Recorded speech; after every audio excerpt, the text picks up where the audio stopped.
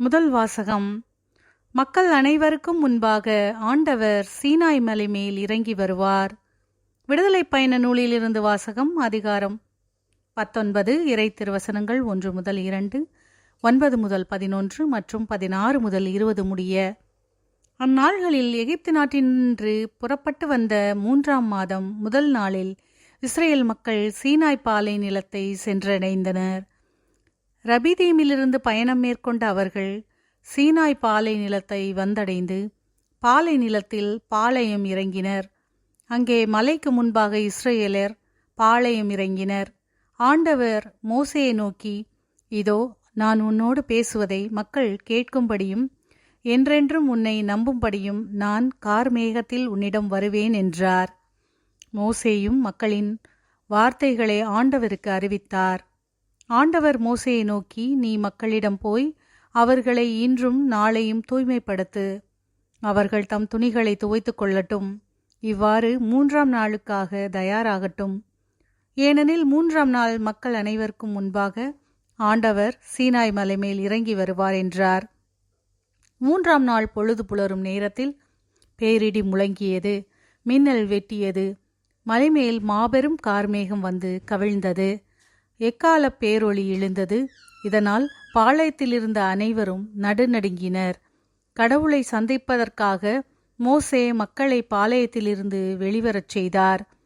அவர்களும் மலையடிவாரத்தில் வந்து நின்றார்கள்.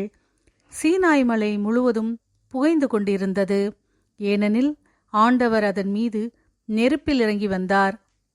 அதன் புகை தீச்சூளையிலிருந்து எழும் புகை போல் தோன்றியது. மலை முழுவதும் மிகவும் அதிர்ந்தது. எக்கால முழக்கம் எழும்பி வர வர மிகுதியாயிற்று. மோசே பேசியபோது கடவுளும் முழக்கத்தில் விடையளித்தார். ஆண்டவர் சீனாய் மலை மேல் மலையுச்சியில் இறங்கி வந்தார். அப்போது ஆண்டவர் மோசேயை மலையுச்சிக்கு அழைக்க மோசே மேலே ஏறிச் சென்றார். ஆண்டவரின் அருள்வாக்கு. இறைவனுக்கு நன்றி. பதிலுரை பாடல். பல்லவி. என்றென்றும் நீர் புகழ் பெறவும் போற்ற பெறவும் தகுதியுள்ளவர். என்றென்றும் நீர் புகழ் பெறவும் போற்ற பெறவும் தகுதியுள்ளவர். எங்கள் மூதாதையரின் கடவுளாகிய ஆண்டவரே, நீர் வாழ்த்த பெறுவீராக. மாட்சியும் தூய்மையும் நிறைந்த உம் பெயர் வாழ்த்துக்குரியது. என்றென்றும் நீர் புகழ் பெறவும் போற்ற பெறவும் தகுதியுள்ளவர். உமது தூய மாட்சி விளங்கும் கோவிலில் நீர் வாழ்த்த பெறுவீராக. கெருபுகள் மேல் வீற்றிருந்து படுகுழியை நோக்குபவரே, நீர் வாழ்த்த பெறுவீராக. என்றென்றும் நீர் புகழ் பெறவும் போற்ற பெறவும் தகுதியுள்ளவர். உமது ஆட்சிக்குரிய அரிணை மீது நீர் வாழ்த்த பெறுவீராக. உயர் வானகத்தில் நீர் வாழ்த்த பெறுவீராக. உயர் வானகத்தில் நீர் வாழ்த்த பெறுவீராக.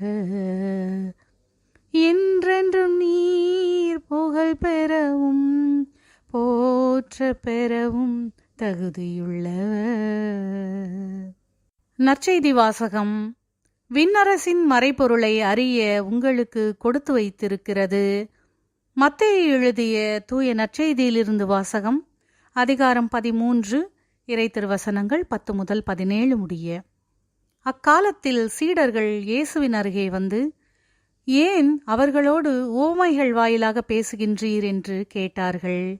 அதற்கு இயேசு அவர்களிடம் மறுமொழியாக கூறியது, விண்ணரசின் மறைபொருளை அறிய உங்களுக்கு கொடுத்து வைத்திருக்கிறது. அவர்களுக்கோ கொடுத்து வைக்கவில்லை. உள்ளவருக்கு கொடுக்கப்படும், அவர் நிறைவாக பெறுவார்.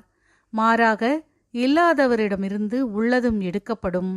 அவர்கள் கண்டும் காண்பதில்லை, கேட்டும் கேட்பதில்லை, புரிந்து கொள்வதும் இல்லை. இதனால்தான் நான் அவர்களோடு உவமைகள் வாயிலாக பேசுகிறேன். இவ்வாறு எசாயாவின் பின்வரும் இறைவாக்கு அவர்களிடம் நிறைவேறுகிறது.